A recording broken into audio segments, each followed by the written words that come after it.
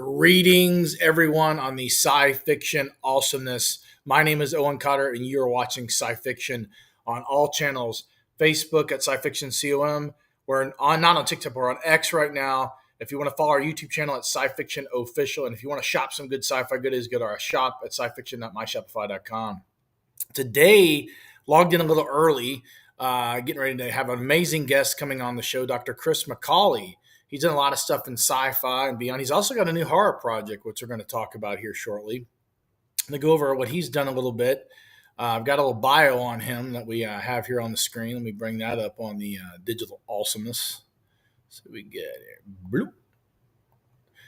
This is Chris McAuley. He's done a lot of things from, novels, magazines, short stories, video and tabletop games, audio dramas. He's working on the Stokerverse with Bram Stoker's great-grandnephew, and it looks like a sequel to Dracula, which I believe is going to be releasing here soon. So I want to bring him on to talk about that. He's worked a lot on sci-fi. Before we go heavily into all the stuff he's done, I want to bring him on to talk about the things he's done.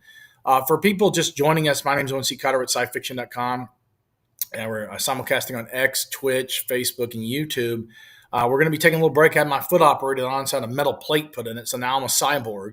So I can go through the cyborg like Terminator, or it can be a cyborg or like something maybe like from the new Alien FX series on Alien Earth. But right quick, let's get him out of the Quantum Leap waiting room and bring on Chris. Hold on just a second.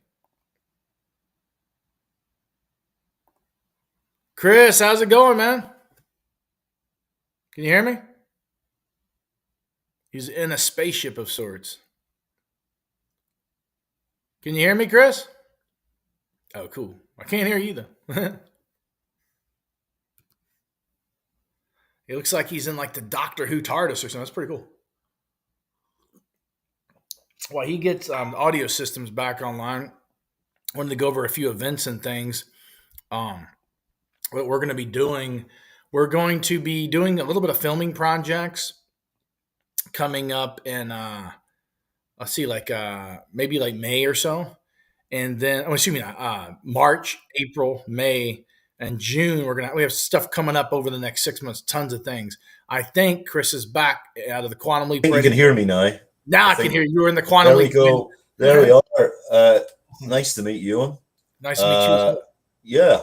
So, this is the TARDIS. I think this is one of the 8th Doctor's TARDISes. Yeah, it's the 8th, I believe it, something like that. There's so many different versions of the TARDIS in Doctor Who. I like the one that Tennant had was cool. Matt Smith was pretty cool. Yeah, it was quite an organic one. Mm-hmm. There's a lot of organic features in that TARDIS. You worked on Doctor Who, by the way. I do. I still keep doing stuff in the Doctor Who-niverse, I think you could say. So I've worked on spin-offs, licensed spin-offs. Mm-hmm.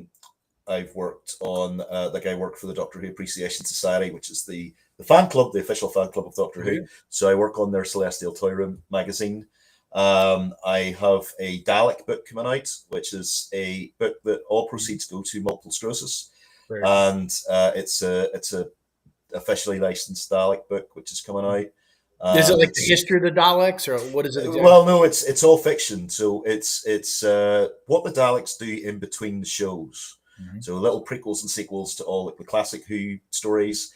And then I go into things like the Draconian War, because the Earth Alliance and the Draconians fought against the Daleks as well. So there's that. And then I was actually mentored by a writer called John Peel. And John Peel's a very prolific Star Trek and Doctor Who writer. And his mentor was Terry Nation, who created the Daleks. So John's known as the Dalek writer. Mm-hmm. And he mentored me, and we've got a couple of stories in there together. Okay. And also the chap who played Davros, Terry Malloy. Davros, very cool. He's written a few things with me in there as well. So it's a great book, and I'm also the editor. It was announced last week. I'm the editor with Sophie Aldred. He was Ace, 7th Doctor's companion Ace, for a comic book type thing. And Speaking of comic books, I think a comic book I ordered just rang the doorbell. A secret X-Men book that came in. Did it come? Oh, okay. Nice. That's cool. I'll have to show that on camera here in a second. But you're saying the 7th Doctor comic book. What's the plot on that? Well, this is going to be another charity. It's got everything that gets donated to charity. So it's going to be for the Terence Higgins Trust, which is an HIV Trust Oh, him. that's great. Okay, and it's kind of like prequels and sequels to Revelation of the Daleks. Again, it's another Dalek themed sort of Doctor Who thing. Who was So your yeah, favorite? With the Daleks, you had the Cybermen too, right? the Cybermen. Yeah, I've written for Cybermen spin-offs. There's actually a Cyberman spin-off book which I've written that's coming out I think next week. And my face is on the cover, so half of my face, there's half of my face and then half of the Cyberman face. So that's coming out. So I've written for Doctor Who, and I've written with Walter Koenig, and he was Chekhov. I've written Chekhov, with him Walter. for, He's a big geek himself. Has tons of comics and stuff. yeah, he was a comic book writer. He's written various comic books. So we wrote a sort of like a sequel story to Star Trek 2. And it was on the front cover of Star Trek Explorer magazine, and it came out. And yeah, I've written an anthology, Star Trek anthology book. It was the first time in Star Trek history that all the Star Trek franchises were represented in a book. So it was it came out with Titan Books and Penguin Random House last October. I think it was last October. What's the name of that book? Titan. What's the publishing of it? I think it was called A Time to Die and Other Stories. Okay. Because I had written something in there, and then I think there was 12 other very well-known Star Trek writers. So I've touched that franchise a little bit, and then obviously we talked about the Stokerverse. So the Stokerverse has been going for 4 years.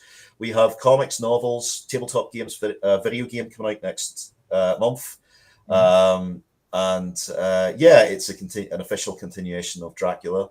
I work with Bram Stoker's great grandnephew Decker Stoker on that, and I get privileged information from the family and Bram Stoker's notes and all sorts of things like that. Nice. So we've got a new book coming out called Shadows of the Stokerverse. Yes, you were telling me about that, a little bit of the sneak peek. What is it, like a continuation or like a companion? Yeah, stories, it's a lot of different stories. I mean, the Stokerverse isn't just about Dracula. We've got a version of Frankenstein's monster, all sorts of things like that. Right. I term it as a dark gothic Hellraiser style of horror. It's very visceral. It's when people think Dracula, they usually think of the Coppola Dracula, which is the romantic Dracula, and that's not what Bram Stoker wrote at all. It's Bram Stoker's Dracula was very malevolent and evil, and there's a wonderful scene in the book where he pulls the Weird Sisters. They're not his brides.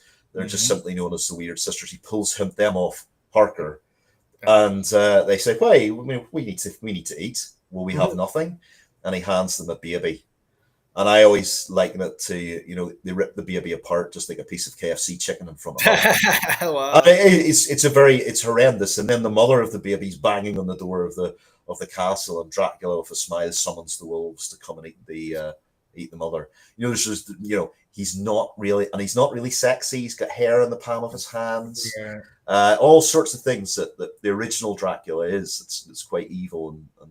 Actually quite horrific. So I became famous because of the Stokerverse, and then I worked with Babylon, all the surviving cast members of Babylon 5 on a new franchise which is called Dark Legacies, and again it's comic books and novels. Now, is that sci-fi or kind of like Babylon? It's science fiction, yeah. So it's science fiction, and it's set in sort of a more utopian Earth.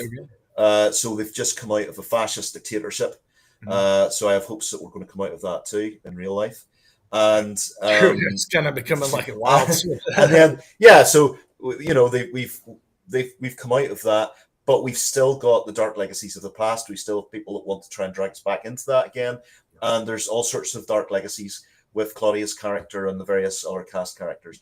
It's a story really about redemption, personal redemption, and the redemption of humanity. Bruce Boxleitner's in that too, Bruce, right?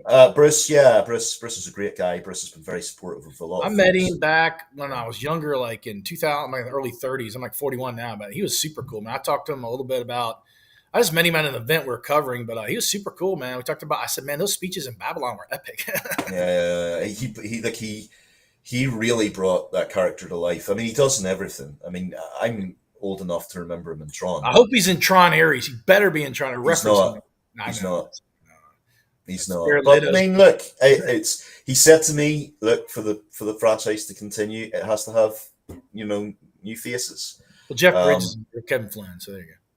Yeah, I mean, I loved the two films, and I like the video games as well. I mean, I've worked in the video game industry. I worked for Sony, Okay. and I think I got a total of so all the games that Mhm. you have on the PlayStation. What's it called? It's not Game Pass, but the PlayStation Network Pass. The Yes. classic games. I worked on most of those. I worked on 40 of those. So I brought those kind of like PlayStation One, PlayStation Two, and PlayStation Three games, So ported them what across. franchise like Marvel, DC, like start which ones are some of the kind of like cornerstones of pop culture? Like what ones did you work on?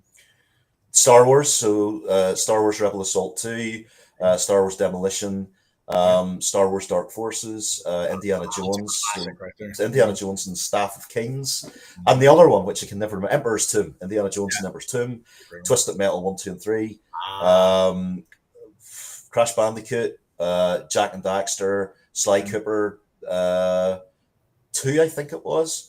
mhm. So quite a lot of those, and then I worked for a previous company. I worked on arcade ROMs, Okay.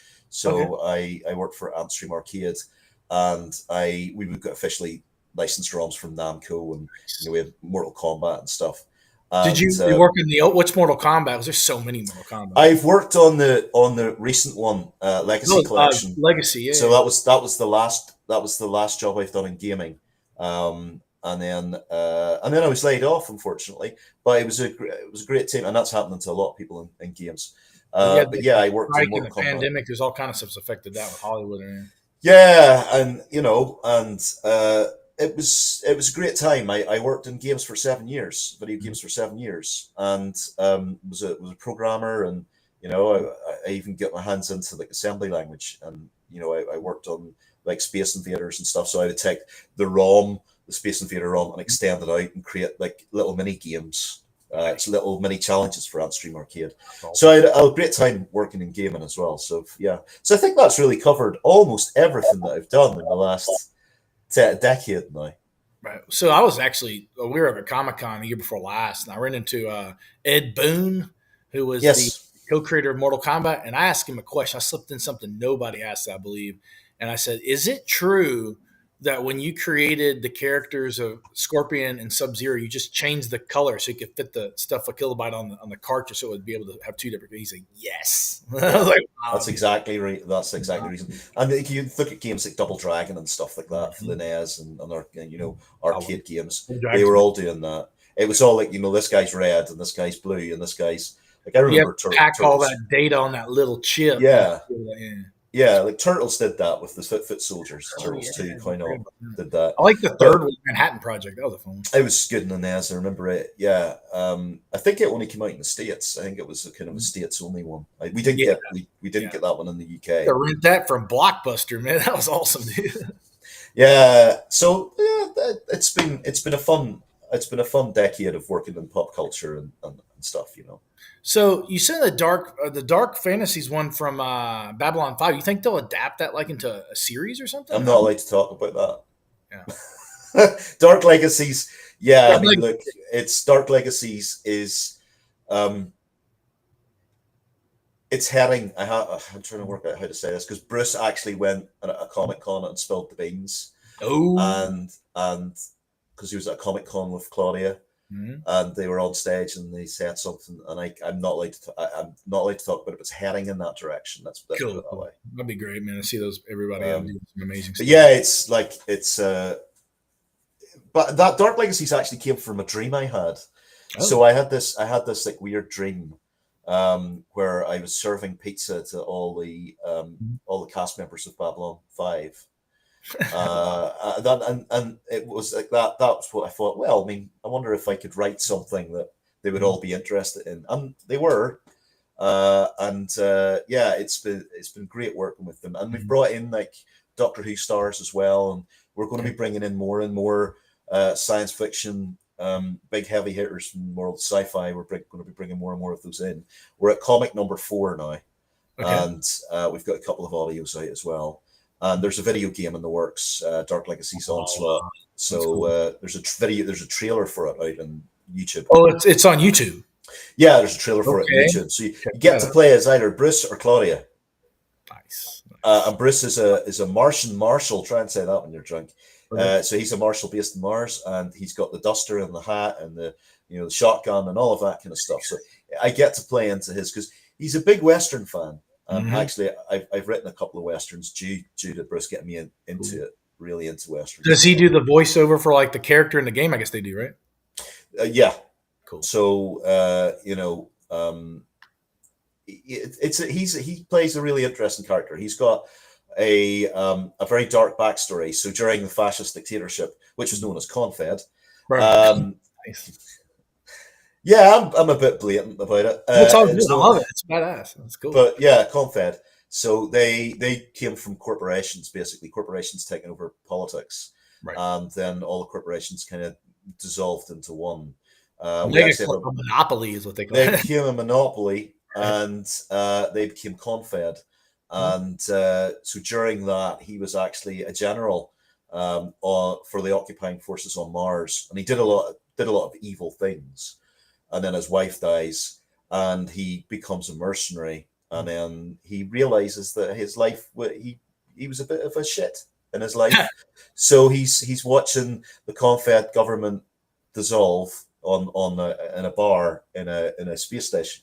Oh, wow. And he realizes that he's got a chance to do something good. So he returns to Mars, and of course nobody knows who he is, and then takes up the badge to try and do some good and repair the damage that he's done. So that's like one of the stories of the characters, Peter Jurczyk plays a intergalactic hitman, and he's got a backstory, and Pat Talman, she plays Claudia's sister, who Claudia believes that she remembers her sister murdering their parents. Her sister was a member of Confed. When Claudia was a child, she remembers her sister coming and murdering her parents because her parents were operating a secret railroad to get the political undesirables out. Right. So it's a very politically charged. I mean, most science fiction is politically charged. You look at Endor. Endor is basically like a political thriller for it's incredibly good. And you don't have the Jedi, and you don't have. They're telling us a really important real life story in Star Wars. Rise of the Sith did that as well. Was it Rise of the Sith or Revenge of the Sith? Revenge of the Sith was the one where like Padme Amidala was like, "This is how liberty dies," and very true. I mean, we see this getting played out in real time at the moment, and it's amazing that we've had like 40-50 years of science fiction warning us, and like RoboCop. I love RoboCop. Oh, RoboCop!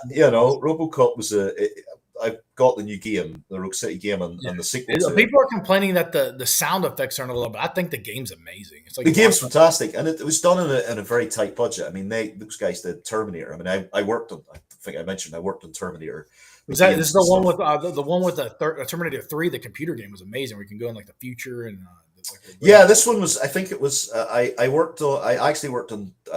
Dark Fate Defiance, which was an RTS. So I worked on that, and then I worked on the 2 RPG books. Nice. But the RPGs like miniature, like Warhammer, kind of like miniatures and stuff, right? Well, it's more tabletop, like D&D. So so that there were the books. So I wrote the short story stuff, and then they became canon. So Studio Canal made them canon, and some of the short stories are being used, I think, for the new film. Some of the stuff they've got an email in about that, which was nice. So I might get a credit in if they ever get the new film. That'd be good, man. It'd be nice, right? So and then I you know about this, and probably your fans do as well. I'm the managing partner for XG3 Film Studios, and we did the Battlestar fan film, and that's been winning all these awards. And we did Tar Protocol, which was Pete Giacomis's kind of universe that I wrote in. And it's been winning awards as well. So I do the filmmaking stuff as well. I really enjoy that too. You got New York Pete. Want to shout out to New York Pete and Tipsy Toaster from IFB. They're working on XGO3 too, right? Yeah, they're guys at XG3. Yeah, so it's fantastic. I've really enjoyed sort of working with those guys, and they're great. They're absolutely gentlemen. They're amazing. And the real passion for what they do. And we've got a Battlestar Galactica book coming out next year. So we've that coming out, and we've got like Eric Larson. So we're in a creative partnership with Glenn Larson's son, Eric Larson, and we've created something called Galactic Beat. What is that exactly? Was it like Right, a magazine or what is it? Galactic Beat is it's a starting off life as a comic book and a Oh, novel series, and it's again it's science fiction about it's a sci-fi cop drama set in a space station, nice. and we have various celebrity names that are going to be involved in that from science fiction world. And yeah, I mean, I can't really talk too much about it, but Eric Larson went public about it a couple of weeks ago. Yes. So yeah, that's been a fun thing to work on and create, and we're at the stage where we've got a big name in science fiction involved, and they're going to help shape the sort of continuation of the story. But the comic book's written, and it'll go to market next year. Oh wow, it's gonna be amazing. The Dark Legacies. You said that the game. When is the game? Is there an announcement date on that? Or I think it's next year. The Stokerverse game comes out next month, and I think Dark Legacies is we out got to have next you back on to December. promote that. And we can maybe show some So trailers for it. yeah, it's there's a free playable demo Okay. on the site. I think it's the publisher's name is Incubate with an 8 at the end of it, and it's a retro pixel based game. I lean very heavily into that because I love pixel based graphics. I love retro games. It's a Castlevania, Metroidvania style game, I love those games. It's and fast. we use Bram Stoker's note. So uh, there was 120 pages removed from the original Dracula that I didn't know that one. that Decker and I have. So what we've been doing with the Stokerverse is piecing together the original Dracula in various media. So we've got the Dracula Return comic book, and we knew how Bram was going to bring Dracula back, so we used that in the first pages of the. Bram also wrote this cult of Lair of the White Worm, so we bring the White Worm into it, and kind of so we create this kind of unified universe that Bram Stoker. Of Bram Stoker, he also wrote like a Lovecraftian story called Jewel of Seven Stars, which became the influence for it was a mummy story, an Egyptian mummy story, and it became the influence for the Mummy movies. Okay, with Brendan Fraser. Yeah. So we brought that in. Anything that we had of Bram Stoker's, we kind of brought into this to create this horror universe. That's awesome. Wow. Marlene says hi, Vulcan peace sign with a heart, and she says my wife, and she works with us on site. Thank you for coming on SciFiction. Welcome, Chris. You welcome. Hello, Marlene. Hello. Indeed. The Stokerverse, man, that sounds like an incredible. It's coming out Halloween or around this month, right? There's the new book, The Shadows of the Stokerverse, comes out, and it's fully illustrated by Clint Langley. Okay. Clint Langley's, very well known Warhammer 40k artist, 2000 AD artist. Great guy. He actually illustrated the Stokerverse RPG, and he loves the Stokerverse. He actually what's the website? We can bring that up on the screen real quick. It's www.stokerverse.com. Jesus, there you go. You got the .com on that. Can't beat that. Yeah, I sound really old saying the W's now, right? Nobody says the W's anymore, do they? They don't. Good. Yeah, you have to make sure because again, at least all the .org, .world. There's all sorts. So like we haven't really maintained the Stokerverse website. It looks nice, but it hasn't got our latest products because we've got like a Stokerverse card game, and but most of the information's up there, and if you just Google Stokerverse, you'll see all sorts of things. There you are. There you are. There I am. Yeah. This was looking all Victorian dapper. There. I know this was the look that my publisher really wanted me to, to sort of adopt, and I did for about a year or two.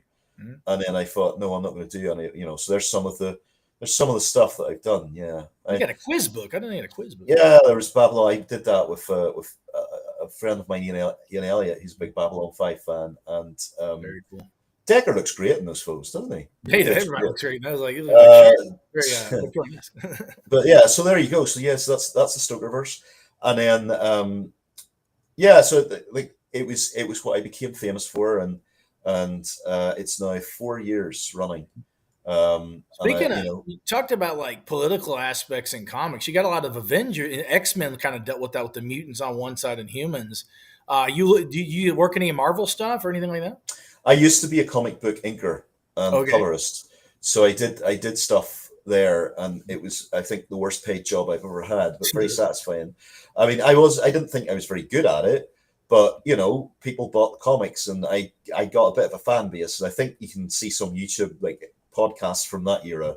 So you would draw them on camera. So what would happen is I would get the pencils, and then I would ink over the pencils. And really, an inker, what they do is they look at the weights of the lines and the shading and all of that kind of stuff. The reason I bring that up is this just came in right here. X-Men #4, first appearance of the Brotherhood of Evil Mutants from the 1960s. Very nice. Yeah, I was excited to get this one. This is a good one. I got that in a little getting place there called eBay. Yeah. I was gifted things. I was gifted a Terminator bust. Yeah. And I've got Terminator figures and stuff from my work with Terminator. McFarlane made some good Terminator figures too. Yeah, but I generally don't buy any comics or anything. I get all mine are digital. I don't even keep any of my own work. I don't. I work on anthology series. I'm an editor for Eighth Tower Books, and we have a Hellraiser book that just came out. Okay. I don't keep anything. I give it away to friends, or put it into the little libraries. I'm not really a collector. Yes. I've collected so much stuff; it's unbelievable. Like over the years, I've been collecting since I was like a kid. So a lot of it's in boxes or storage or wherever. But yeah. I mean, my wife. Once you get into it, but then eventually it's like to a point. I stopped collecting like for a while, for like 5-6 years. I just get little things. I'll go to an event, get like somebody give me a book or a little pin to pin on your shirt, or But when you get to buying all this stuff, you have to store it somewhere or sell it. Yeah, and that's it. I mean, the end game for me is to have less stuff. And for me as well, as a writer, there's a lot of temptation to sit and look on a bookshelf and say, "Oh yeah, I did all that," and then you never move on. With I think I've written about 20 books in 4 years, and like maybe 12, 15 comics of different types, and I just keep going. I just keep writing. It's always the next project. So I don't have the temptation to just stagnate. Yeah.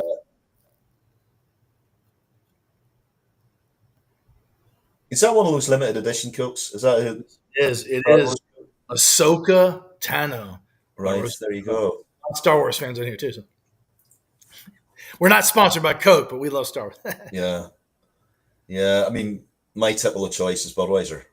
I do like, and the reason behind this, and most North Americans don't get this, but in Ireland, Budweiser was like an import. It was it's expensive. I'm part Irish. My whole family's from Cork County, Ireland. Okay. Okay. Yeah. Like so red ales are good. So that is a little bit about me, man.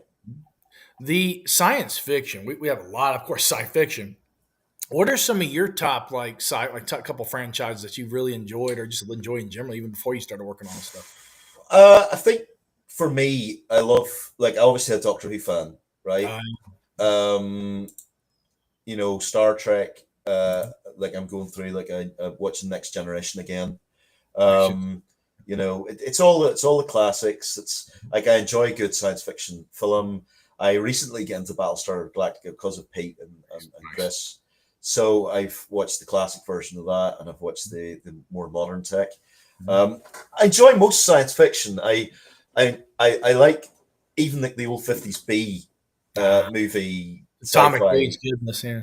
That sort of stuff. It's all, but for me, it's always been about the ability that science fiction has to address difficult issues in a way that's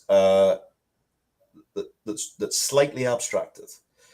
So it makes you think. I mean, what science fiction, the gift of science fiction that it's given me has been able to think about different perspectives, and it's increased my empathy an awful lot.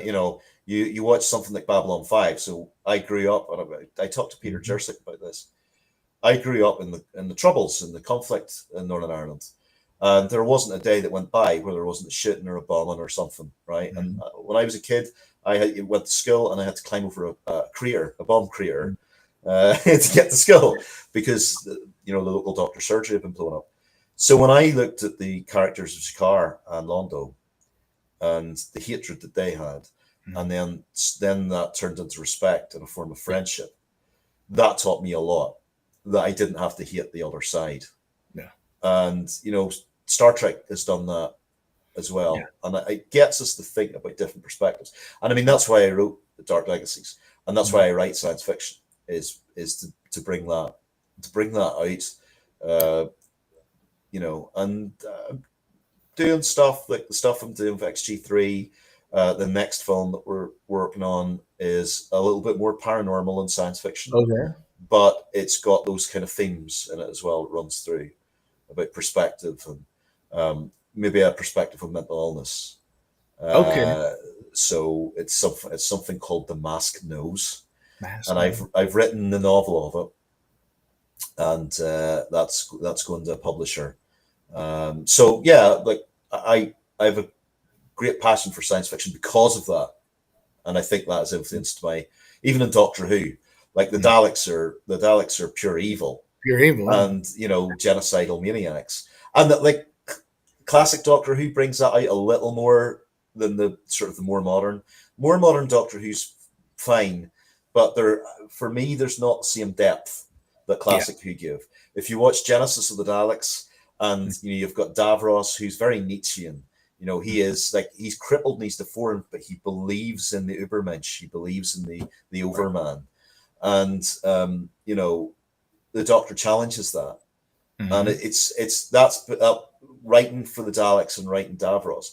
I mean, whenever I wrote Davros for the first time, it was for Celestial Toy Room, which is the fiction. It was the magazine for the Doctor Who Appreciation Society, and I wrote the story with Terry Malloy. So Terry had all these notes when he played Davros in the 70s, 80s, and he still does for Big Finish. He does all the Davros stuff, the audio dramas. The audio dramas. So he'd give me this sort of like what he thought when he was in the chair of Davros, and like all he created a backstory for Davros, and we used that. And I wrote this thing. I was home at the time. I was actually visiting my parents, and I was writing in my bedroom on the laptop, and I sent it to him. And 10 minutes later, he rings me up, and the first words he said was, "You hear him too, don't you?" And very clearly, I heard the voice of Davros saying those things, and then Terry read out the story in the voice of Davros, which was an amazing moment for me as a Doctor Who fan.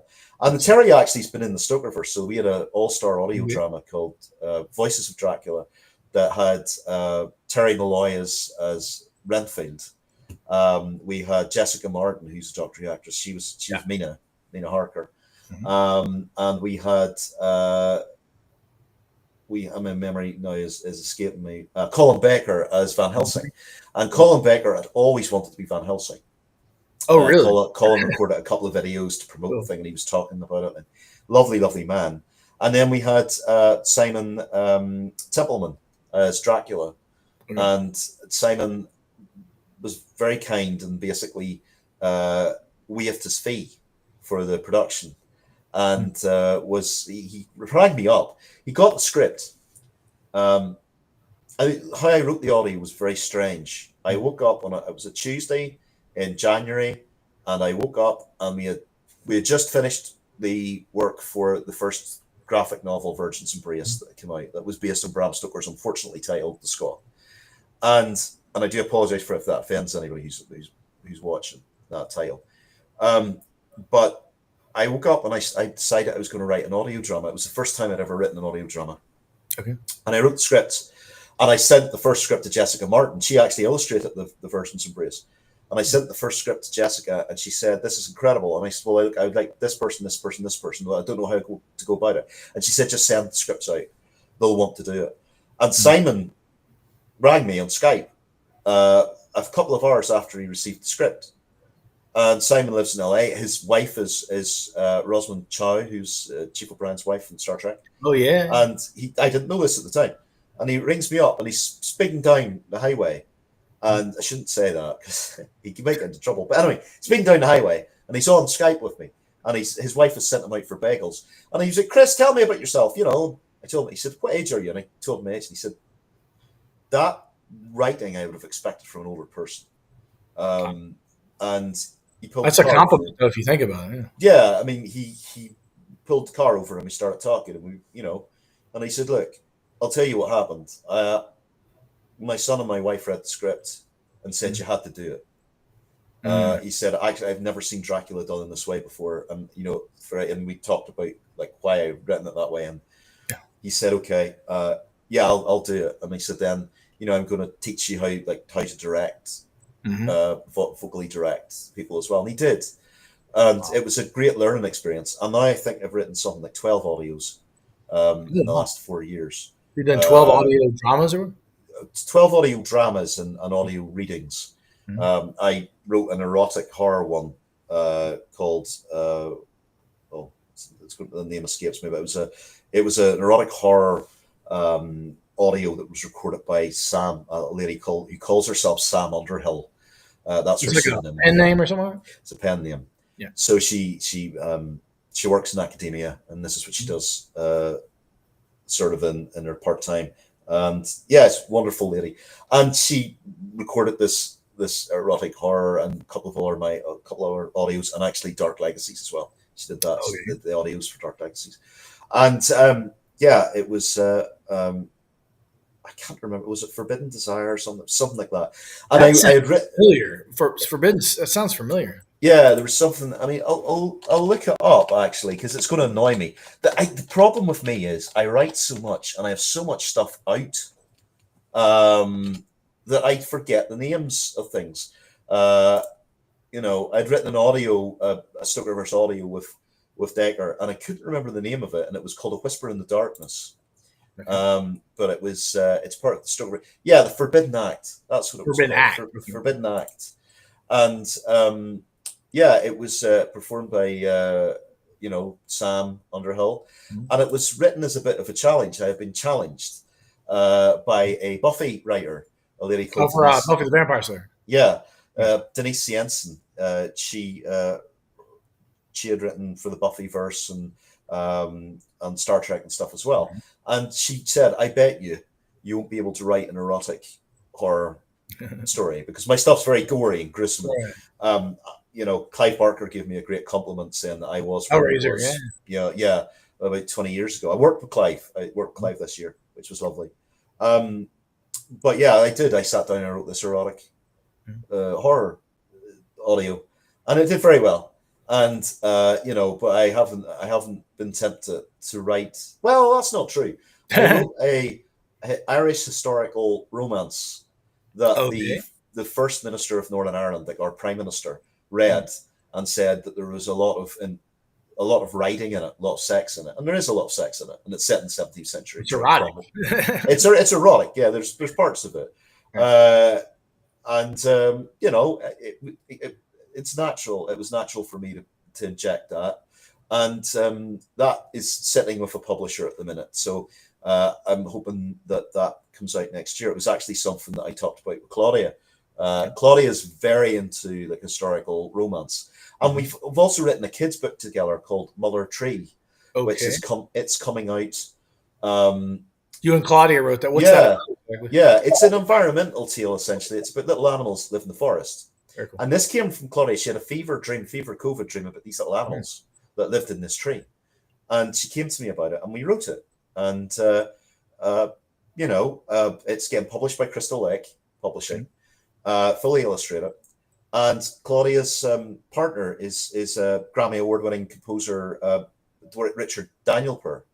He was actually the composer to the White House before the Madman took over, and he was also the composer to the Vatican, and was doing a lot of compositions there, and he read the story and loved it, and then he started composing a full musical production, which is I think it's going into the orchestras maybe in 2 years' time, and then Claudia'll sit on the stage and she'll be like the voices of the characters and stuff. Oh, like so she's going to narrate, and he'll do the so it's a little bit like a Peter and the Wolf thing, you know. That's awesome. So that's a lovely thing to have contributed to, and we've got a sequel to Muller Tree as well. It's coming out next year. So it's a lot of fun. The Mother Tree comes out in November. Okay. We should bring you on to talk about the Stoker, the other project you were talking about, the game, and also that, and anything else like in a few weeks. Yeah, I mean, I'm always available for a chat. I think for me, I've done so much that I need reminded. I tried to do my research, man. It was a lot.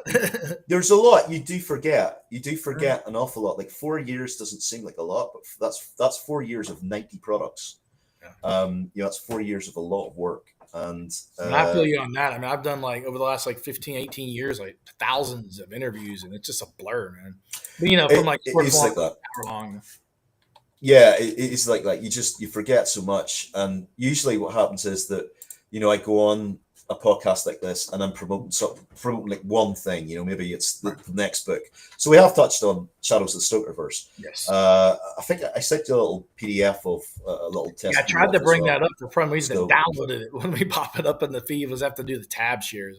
Grand, but yeah. So feel free to share out any of the images from the book. Yeah, I didn't know if you were able to share it, if that was like a preview, if it was ready to share it. Don't share the whole thing because that's the book, but just share out some of the. You can share out some of the images, or something like that. Cool. And stuff like that. That's fine. But yeah, it's the latest one, and then with the game, the Stokerverse game comes out soon after that, before Christmas, and it tells a story of the initial level as Jonathan Harker escaping the castle, and you never see that in the book. You actually don't know how he really escaped in the book. He just kind of like wakes up in the nunnery. But Decker and I pieced together the what Bram was wanting to do, and essentially, so Dracula's original title was just the Undead. Okay. Right? And what happened was the publisher Otto Kleiman from Archfield and Constable in London told Bram that they wanted him to come up with one word for the title, because that would catch her. So he went into the London Library, and we know this because we've seen the scroll. Bram used to deface books, he used to put notes in books, and he lifted a book by a Scottish writer called Emily Gerard called Land Beyond the Forest, which is the English meaning behind Romania. Right. And he read this and he saw Dracula, and Dracula, son of the devil, the vampire and the undead was basically the Antichrist. He was the son of the devil. So then he took that, he took various parts from that book and shoehorned it into what now is Dracula. You see, originally the vampire in Dracula wasn't called Dracula, it was called Count Mandeville. Mandeville. And you actually have the last hints of that when he signs the document for the Carfax Abbey. And he signs as Count Mandeville. Okay. So we've used all of that, the typescript, the original typescript, the notes, the family insight, and we've pieced together the original Dracula, and also what the sequels would be like, what we believe Bram would have written in the sequels and brought together. Wow. So it's the first time in literary history that this has been done. I don't think anybody's done it except for maybe Dune with like his it's never been done before, and it's never been done before in multimedia, because we do have little war game. I'm actually looking at the miniatures. We have a war game that has 180 miniatures out there. Oh, wow. We've got our RPG set. When there's 7 RPG books, and there's going to be another set of RPGs coming out next year. And Clint's illustrating those. And I'm just looking at some of the stuff. We've done the audios, we've done the comics, we've done all sorts of things. There's the products. So that's we were even in a Doctor Who annual where we did where we brought Dracula into it. That's the Virgins and Braces, the first one that we ever did, the first graphic novel we ever did. Flesh and Spirit is actually a little offshoot of the Stokerverse. This is a rock star called Byron Mazuraka. Okay. He actually worked with Vampirella, I think, back in the day. Oh, Vampirella, classic. But he's a vampire, and he has his rock show, and we did that. So Voices of Dracula, the all-star cast with Simon Templeman there, and the Stokerverse role-playing game, and Dracula Return. There's issue 2. I like the cover on the Cult of the White Worm. That's pretty cool. I like that. That's pretty great. Yeah, Cult of the White Worm. This is how we injected the White Worm into Dracula lore. We did that. Dracula's Bedlam is a novel that has some comic book elements in it as well. It's got a couple of comic strips in there, including the origin of vampires. And well, there's the Doctor Who one there. One of them. And there's the Doctor Who one. There's the lovely Colin Baker and Bonnie Langford on the cover. Cool. So this is the so like, you know, there's some of the products. There's a lot of products in the Stokerverse. This is so many cool things. I need to check more of this stuff out and get someone to read them. Is these digital too, I guess? Or? Yeah, you can get them digitally, physically. You know, they're all out there. It's like Kindle or Audible. Where do you get, like, the Audible books will be on Audible? Yeah, they're on Audible. And if you just type in Stokerverse, you'll get everything. That'll be on Kindle or digital format for your computer. Yeah, yeah. So there's a lot in there. I don't know if any of those links are clickable or anything like that. Try it. I can't remember. Let's try it. I was like, nah, maybe. Hold on here. If you well, it did something there. There's a little bio of it. That's cool. In Flesh and Spirit with Byron Mizrak. Yeah, there you go. There you go. I colored that comic as well. Actually, that was. Did you do the cover of this? I did the coloring of the entire comic. Gorgeous. Yeah, so that was the last thing I did as a colorist. Oh wow. That was the last thing I did as a colorist. Yeah, to date, I haven't colored anything yet. I should do something. I should go back. I should. Yeah, you're good. I'm not gonna lie, you're good. I should go back. I was trained by 2000 AD's John Charles. Judge Dredd, man, heck yeah. Dredd. The first strip I ever colored was a Judge Dredd strip written by Michael Carroll. That was 6 years ago. Did you see the zombie Judge Dredd they did or something like that? I haven't seen that. It's some kind of, I don't know. I got this book that was like from Comic-Con. Is it Judge Death? Is it Death? Yeah, Judge Death. Yeah, I think it was. Yeah, Judge Death. So that's the origins of Judge Death, I think. Sydney Death. Yeah, it's I love Dead World. I love all of that. I think Dredd works really well as a police procedural, but it also works really well as a horror comic as well. Well, you got the Marvel Zombies now. They're doing all that. Marvel Zombies is one of those. It's very popular. I was never a big fan of Marvel or DC growing up. I was never a massive fan of that. What was there any comics you liked? Maybe Thundercats. No. This is the interesting thing. We had an imprint in the UK of Marvel that did Thundercats, that did Ghostbusters, that did all of that stuff. Some Ghostbusters. Marvel UK, and I'm friends with the editors of Marvel UK. They did the Incredible Hulk Presents, and the Incredible Hulk Presents was a Hulk comic that also had Doctor Who in it. Doctor Who strips. What? Oh, yeah, that's awesome. Wow. So I know a lot about the history of UK. My mentor was Pat Mills, who created 2000 AD. 2000 AD. And he was the guy who started me in all of this. Pat was the most wonderful mentor I ever had. That's awesome. Wow. He would be a ball breaker, and he told me when something was shit, and he would be honest about it. Yeah. And that was good. And I'm now a mentor for other writers, and I try and pass that on. I think it's important, as like I've written things that have not worked at all. There's always stuff that flows well and stuff that, you know. One of the books that I've written that I really didn't like, looking back on, has now become a television documentary series. Oh, what was that? I don't want to say because I've just said I don't like it. The publisher gets upset. But it was one of the things that other people loved and gave it 5 stars and Goodreads and all the rest of it. Okay, well. My God, I hated it. And I really didn't like it. But you know, are you really a good judge of your own work? Maybe not. Everybody's for everybody, though. I think I'm very hard on myself as a writer. I think I'm and you know, in mentorship, I kind of bring that forward too with people who are writing comic strips and things. I actually taught a Doctor Who actor, Mickey Lewis, how to write a comic strip. He wrote his first comic strip with me in our new charity, in our charity comic. You know, you just gave me an idea. I have a friend that has a foundation. She's called Pay It Forward Media, where she works with kids like on the spectrum and different people to get into media and, you know, videography and podcasting and all that. I mean, I maybe should write me a small book or something about, you know, kind of like, you know, like podcasting and broadcast. Kind of be cool. I always kind of want to do that. Yeah, I had the pleasure of actually having a library named after me this year in my old school, and meeting the kids there, and the school I went to, Ballymena Primary, now has like sensory rooms for neurodivergent children. Their staff are all trained and stuff, and it's amazing. I'm walking around the school. The school smells the same. It's the weird thing.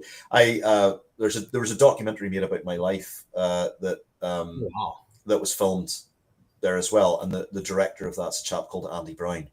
I actually co-own a miniature game. I co-own 2 miniature game companies, tabletop companies. One's ABC Games, and we're bringing out a kids game called Dr. Frankenstein's, and that's that sounds cool. Yeah, it's a great game. We actually played it in the school whenever the documentary was being filmed. I wanted to show you. So I mentioned neurodivergency right quick.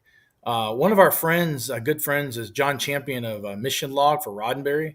And I saw this the other day. They had a broadcast that Rod, he's a good guy too. He's friends with ours. He talked about, a caller called in about neurodiversity, and they were trying to be featured in Star Trek. And I thought this post here on the Roddenberry Foundation was interesting. In the 21st century, and it talks about, but many autistic people have identified with Spock, kind of like inclusivity, neurodivergent. And the this year's project, the Roddenberry Prize, actually enables communication for nonverbal people, including autistic people with high support needs. So that was really interesting. And yeah, John's a good guy. If you haven't checked out Mission Log, check that out.